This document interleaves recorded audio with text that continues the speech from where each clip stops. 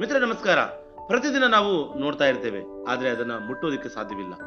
ಆಕಾಶದಲ್ಲಿ ಹೊಳೆಯುವ ಆ ಬೆಂಕಿಯ ಗೋಳದೊಳಗೆ ನಿಜವಾಗಿಯೂ ಕೂಡ ಏನಿದೆ?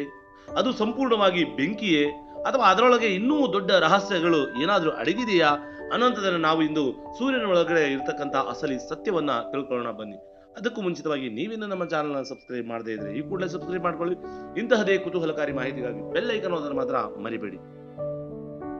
ಮಿತ್ರರೇ, ಸೂರ್ಯ ಒಂದು ನಕ್ಷತ್ರ, ನಮ್ಮ ಸೌರಮಂಡಲದ ಕೇಂದ್ರ ಸ್ಥಾನ. ಅದು ಭೂಮಿಗೆ ಬೆಳಕು ಮತ್ತು ಉಷ್ಣತೆಯನ್ನ ನೀಡುವಂತಹ ಮೂಲ ಶಕ್ತಿ. ಸೂರ್ಯ ಇಲ್ಲ ಅಂತ ಹೇಳಿದ್ರೆ ಭೂಮಿಯಲ್ಲಿ ಜೀವ ಇರೋದಿಲ್ಲ. ಹಾಗೆಯೇ ಸೂರ್ಯ ಸೌರಮಂಡಲದ ಅಧಿಪತಿ ಅಂತಲೂ ಕೂಡ ನಾವು ಕರಿತೀವಿ. ಸೂರ್ಯನೊಳಗಡೆ ಇರತಕ್ಕಂತ ಮುಖ್ಯ ಭಾಗಗಳನ್ನ ಮೊದಲಿಗೆ ನಾವು ನೋಡೋಣ. ಸೂರ್ಯನಲ್ಲಿ ಮೊದಲಿಗೆ 3 ಭಾಗಗಳನ್ನ ನಾವು ನೋಡ್ತೀವಿ. ಒಂದನೇದು ಕೋರ್. ಕೋರ್ ಅಂದ್ರೆ ಏನು? ಸೂರ್ಯನ ಮಧ್ಯಭಾಗ, ಅತಿ ಉಷ್ಣತೆ ಇರುವಂತದ್ದು. ಸುಮಾರು 15 ಮಿಲಿಯನ್ ಡಿಗ್ರಿ ಸೆಲ್ಸಿಯಸ್ ಉಷ್ಣತೆ ಅದರಲ್ಲಿದೆ. ಇಲ್ಲಿ ನ್ಯೂಕ್ಲಿಯರ್ ಫ್ಯೂಷನ್ ನಡೆಯುತ್ತೆ. ಹಾಗಾದ್ರೆ ನ್ಯೂಕ್ಲಿಯರ್ ಫ್ಯೂಷನ್ ಅಂದ್ರೆ ಏನಪ್ಪಾ? ಹೈಡ್ರೋಜನ್ ಪರಮಾಣುಗಳು ಸೇರಿ ಹೀಲಿಯಂ ಆಗುತ್ತೆ. ಈ ಪ್ರಕ್ರಿಯೆಯಿಂದ ಅಪಾರ ಶಕ್ತಿ ಬಿಡುಗಡೆ ಆಗುತ್ತೆ. ಅದೇ ಶಕ್ತಿಯೇ ನಮಗೆ ಬೆಳಕು ಮತ್ತು ಉಷ್ಣತೆಯಾಗಿ ಹೊರಬರುತ್ತೆ ಮತ್ತು ಭೂಮಿ ಮತ್ತು ಇತರ ಗ್ರಹಗಳಿಗೆ ತಲುಪುತ್ತೆ. ಎರಡನೇದಾಗಿ ರೇಡಿಯೇಟಿವ್ ಝೋನ್. ಕೋರ್ನ ಹೊರಭಾಗದಲ್ಲಿರ್ತಕ್ಕಂಥ ಭಾಗ ಇದು. ಇಲ್ಲಿ ಉತ್ಪಾದನೆ ಆಗಿರ್ತಕ್ಕಂಥ ಶಕ್ತಿ ನಿಧಾನವಾಗಿ ಹೊರಗೆ ಚಲಿಸುತ್ತೆ. ಬೆಳಕು ಹೊರಬರೋದಕ್ಕೆ ಸಾವಿರಾರು ವರ್ಷಗಳ ಕಾಲ ಹಿಡಿಬಹುದು. ಮೂರನೇದು ಕನ್ವೆನ್ಷನ್ ಝೋನ್. ಸೂರ್ಯನ ಮೇಲ್ಮೈಗೆ ಹತ್ತಿರವಾಗಿರ್ತಕ್ಕಂಥ ಭಾಗ ಇದು. ಇಲ್ಲಿ ಬಿಸಿ ಅನಿಲ ಮೇಲಕ್ಕೆ ಬರುತ್ತೆ, ಕೋಲ್ಡ್ ಆಗಿ ಮತ್ತೆ ಕೆಳಗಿಳಿಯುತ್ತೆ. ಇದನ್ನ ಕನ್ವೆನ್ಷನ್ ಝೋನ್ ಅಂತ ಕರೀತೀವಿ. ಇದು ಕುದಿಯುವ ನೀರಿನಂತೆ ಕೆಲಸ ಮಾಡುತ್ತೆ. ಹಾಗಾದ್ರೆ ಸೂರ್ಯನ ಮೇಲ್ಮೈ ಹೇಗೆ ಕೆಲಸ ಮಾಡುತ್ತೆ ಅನ್ನೋವಂಥದ್ದನ್ನು ನೋಡೋಣ.